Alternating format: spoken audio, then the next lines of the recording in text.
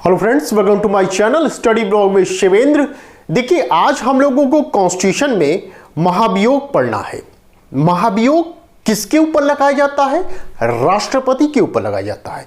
जब कभी भी आपको महाभियोग शब्द मिले तो आप समझ लीजिए ये महाभियोग शब्द किसके लिए है?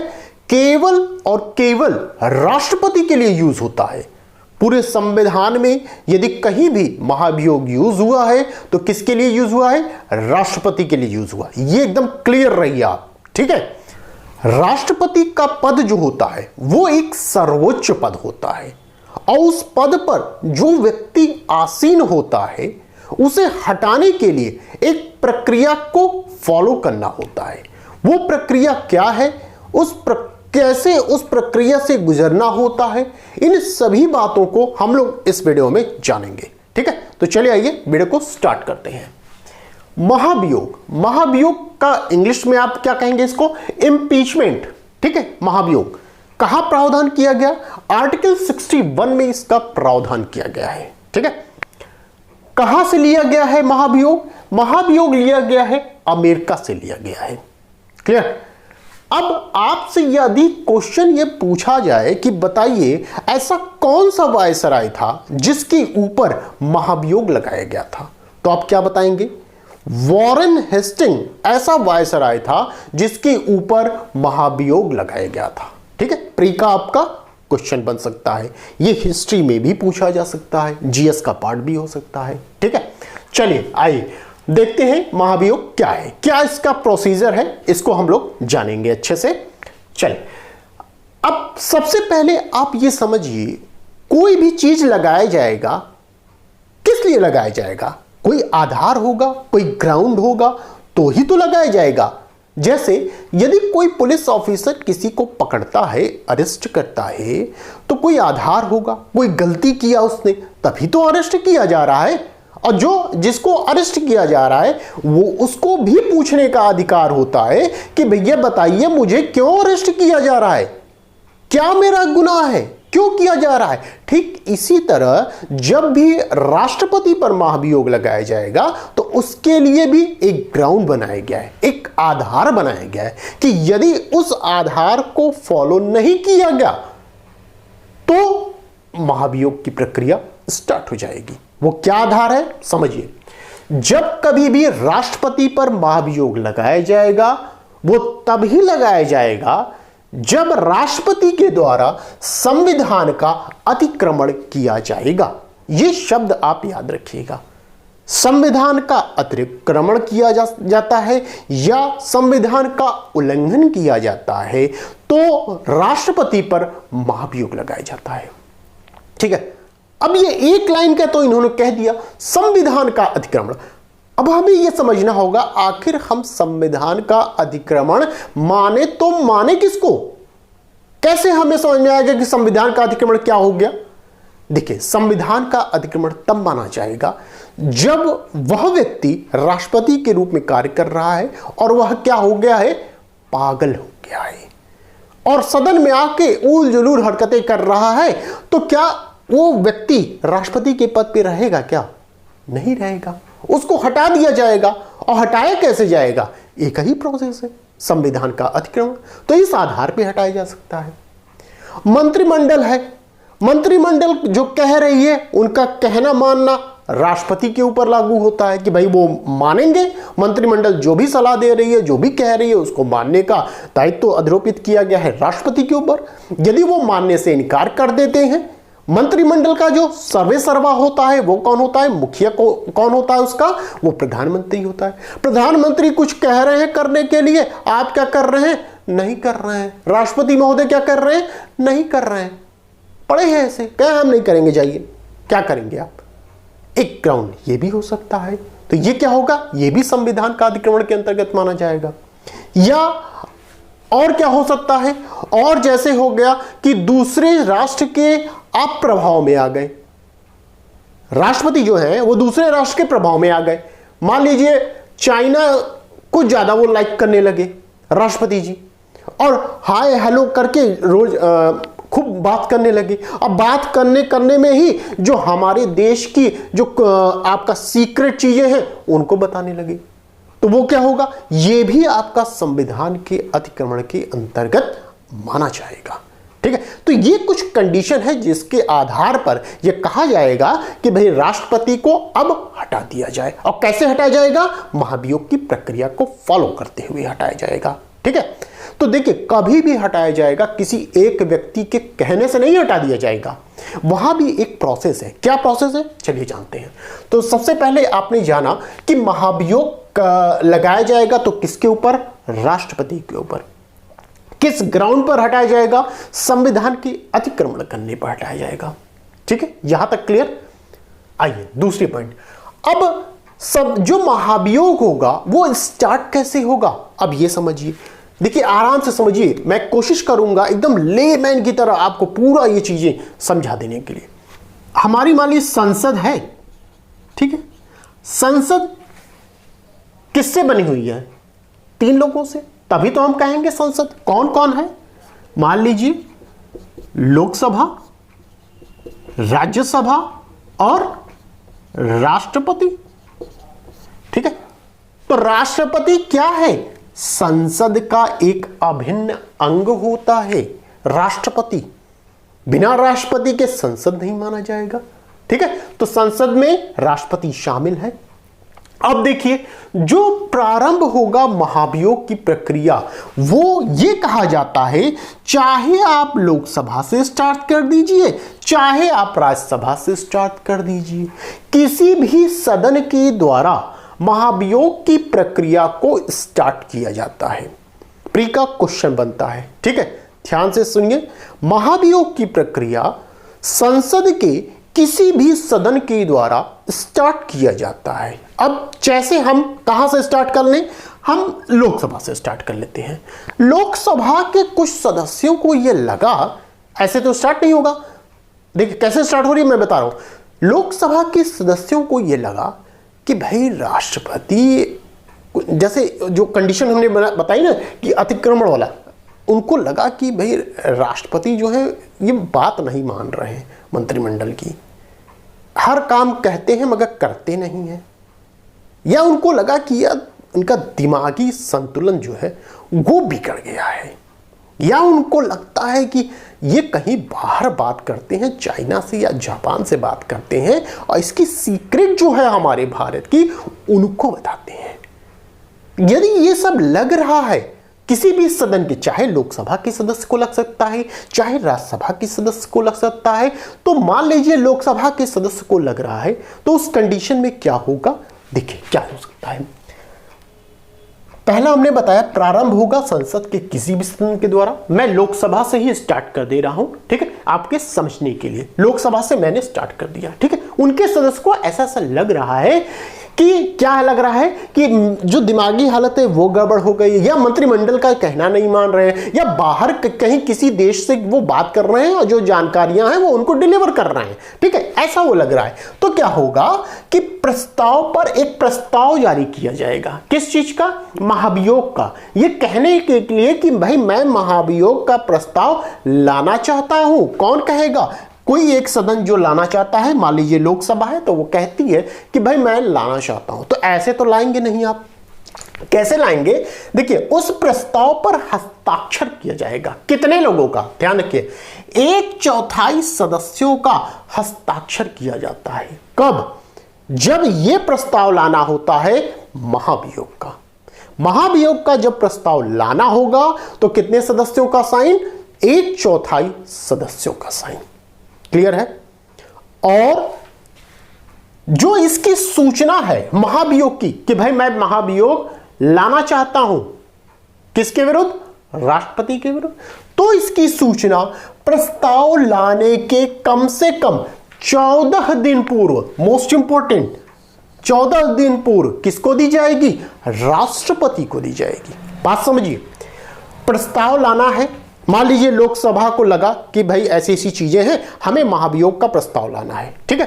कुछ सदस्यों को लगा, तो कुछ सदस्य जब प्रस्ताव लाना है तो कितने रहेंगे, 1/4 सदस्य हस्ताक्षर करेंगे उस प्रस्ताव पर। किस बात का, इस बात का कि वो महाभियोग का प्रस्ताव लाना चाहते हैं। अब लाने से पहले इसकी सूचना देंगे, किसको, राष्ट्रपति को। कितने दिन पहले, 14 दिन पूर्व राष्ट्रपति को इस बात की सूचना देंगे कि भैया आपके खिलाफ महाभियोग का प्रस्ताव लाने वाले हैं। क्लियर है बात? चलिए अब देखिए, अच्छा सूचना किस लिए दे रहे हैं? सूचना इसलिए दे रहे हैं कि बाद में वो अपना बचाव कर सके, वो अपना सफाई दे सके कि भाई ऐसा नहीं है, ऐसा नहीं, ऐसा है। ठीक है, क्योंकि देखिए हमारे यहां नेचुरल जस्टिस फॉलो किया जाता है, सुनवाई का अवसर हर किसी को प्रदान किया जाता है, इसलिए इनको भी प्रदान किया जाता है। ठीक है, तो ये हुआ पहला चीज कि सूचना दे दी जाएगी राष्ट्रपति को 14 दिन पहले कि भैया आपके खिलाफ महाभियोग का प्रस्ताव आने वाला है। ठीक है, अब देखिए, अब पहले सदन से इसे पारित किया जाएगा। कैसे?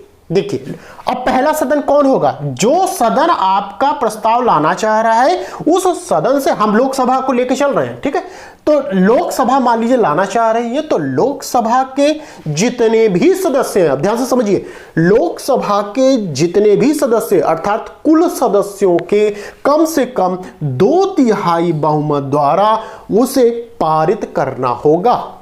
किस चीज को? महाभियोग के प्रस्ताव को, महाभियोग लाने के लिए वो पारित करना होगा कि हाँ भाई हम सहमत हैं, लोकसभा के लोग ये कहें कि हम सहमत हैं प्रस्ताव वो महाभियोग की कार्रवाई करने के लिए। तो कितने सदस्य होने चाहिए? 2/3 आपके सदस्य होना चाहिए। कितने में से? लोकसभा के जितने भी सदस्य हैं उनमें से 2/3 सदस्य। ये ध्यान रखिएगा। अब एक इंपॉर्टेंट बात समझिए, यहां क्या कहा जा रहा है कि पहले सदन से पारित होगा। वो पहला सदन कौन होगा जहां से प्रस्ताव लिया गया? ठीक है, शुरुआत में हमने क्या कहा कि जो आपके महाभियोग का प्रस्ताव है ये कहीं से भी स्टार्ट हो सकता है, चाहे लोकसभा चाहे राज्यसभा। मान लीजिए लोकसभा के द्वारा प्रस्ताव लाया जा रहा है तो कार्रवाई वहीं से पहले स्टार्ट होगी। तो यहां से आप सदन की कुल सदस्य संख्या के कम से कम 2/3 बहुमत के द्वारा उसे पारित किया जाएगा। कौन करेगा? लोकसभा के द्वारा। ठीक है, पहला वाला। ठीक है, अब ध्यान रखिएगा, यहां कहा गया है 2/3 बहुमत से। हम पढ़ते हैं हमारे पास क्या होता है, एक होता है बहुमत, एक होता है आपका 2/3 बहुमत आप कह सकते हैं, बहुमत या साधारण बहुमत आप कह सकते हैं। यहां पे एक होता है उपस्थित और मतदान करने वाले सदस्य तथा 2/3 बहुमत, ऐसे करके रहता है, आपने पढ़ा होगा। ठीक है, एक साधारण बहुमत, दूसरा 2/3 बहुमत, तीसरा क्या है? उपस्थित और मतदान करने वाले 2/3 बहुमत से, ये भी होता है। लेकिन ध्यान रखिएगा, जब पहले सदन के द्वारा पारित किया जाता है तो वहां उपस्थित और मतदान करने वाला जो शब्द है वो नहीं होता है। ये ध्यान रखिएगा, प्री का क्वेश्चन बनता है सीधे। यहां सिर्फ और सिर्फ यह कहा जाता है कि जो सदन वो ला रहा है उसके सदन के कुल सदस्यों के कम से कम 2/3 बहुमत के द्वारा उसको लाना है। ठीक है, तो यहां 2/3 बहुमत यूज किया गया है, यह ध्यान रखिएगा। तो पहले सदन के द्वारा जब पारित कर दिया जाता है महाभियोग के संबंध में चीजें, तो अब क्या होगा? अब पहले सदन से पारित हो गया तो अब ये जाएगा दूसरे सदन में, अर्थात अब लोकसभा से मान लीजिए पारित हो गया 2/3 बहुमत से, तो अब कहां जाएगा? अब राज्यसभा में जाएगा।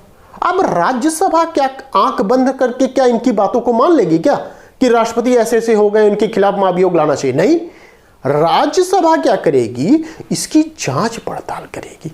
क्या वाकई में ऐसी बात है? क्या वाकई में उनके खिलाफ महाभियोग लाना है? ये कौन जांच पड़ताल कर रहा है? अब राज्यसभा अर्थात दूसरा सदन कर रहा है। पहले सदन से काम खत्म इनका, अब पहले सदन से काम खत्म, 2/3 बहुमत से पास हो गया, ये लोग राजी हैं एकदम कि भैया हटा दिया जाए उनके महाभियोग के द्वारा। अब ये जा रहा है दूसरे सदन में, अर्थात मान लीजिए राज्यसभा में जा रहा है। लोकसभा से पारित हुआ, राज्यसभा में गया, राज्यसभा क्या करेगी? जांच पड़ताल करेगी। ठीक है, अब देखिए कहा गया जांच होगी, कौन करेगा? दूसरे सदन द्वारा जांच की जाएगी। और ध्यान रखिएगा, राष्ट्रपति को भी अपना पक्ष रखने का मौका दिया जाएगा। और राष्ट्रपति पक्ष कहां रखेंगे? राष्ट्रपति पक्ष रखेंगे इस दूसरे सदन में, पहले सदन में तो रखेंगे नहीं। पहले सदन से तो पास ही हो गया, अर्थात लोकसभा से था तो यहां से तो पास हो गया, तो यहां थोड़ी ना अपना पक्ष रखेंगे। अब कहां रखेंगे? अब दूसरे वाले सदन में जो राज्यसभा है वहां अपना पक्ष रखेंगे। ठीक है। तो दूसरे सदन में राष्ट्रपति क्या करेंगे, अपना पक्ष रख सकते हैं, अपने बचाव में कह सकते हैं कि भैया ऐसा नहीं, ऐसा था, मेरे ऊपर गलत आरोप लगाया गया है, ये चीजें जैसा भी है वो कर सकते हैं। ठीक है, अब समझिए, अब जांच हो गई। जांच के पश्चात दूसरा सदन जो था, मान लीजिए राज्यसभा था, तो उसको ये लगा कि नहीं भाई, जो पहले सदन ने पारित किया सही किया है, जो भी चीजें बताई हैं, जो भी चीजें आरोप लगाया गया है वो सही है बिल्कुल राष्ट्रपति के खिलाफ।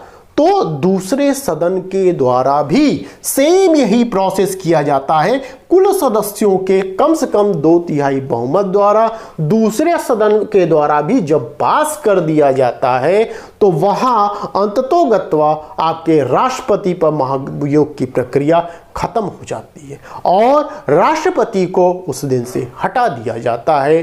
ठीक है, इतनी चीजें समझ में आई कि जैसे ही पहला सदन इसने पास किया कुल सदस्यों के कम से कम 2/3 बहुमत द्वारा, दूसरा सदन जब पास करेगा तो सेम प्रोसेस यही रहेगा कि दूसरा सदन अर्थात राज्यसभा में भी कुल सदस्यों के कम से कम 2/3 बहुमत के द्वारा उनको भी पास करना होगा। जांच पड़ताल अपना कर लिए, करने के बाद मिला कि हाँ भाई सही है ये बातें, तो वो पास कर देंगे वहां से। क्लियर है? तो अब देखिए, यहां तक आप समझ चुके होंगे, एक बार फिर से रिवीजन कर लेते हैं। देखिए, हमने कहा महाभियोग जब प्रक्रिया चालू करनी है तो क्या आधार होगा, आधार आपका संविधान का अतिक्रमण होता है, तभी आप महाभियोग लगाते हैं।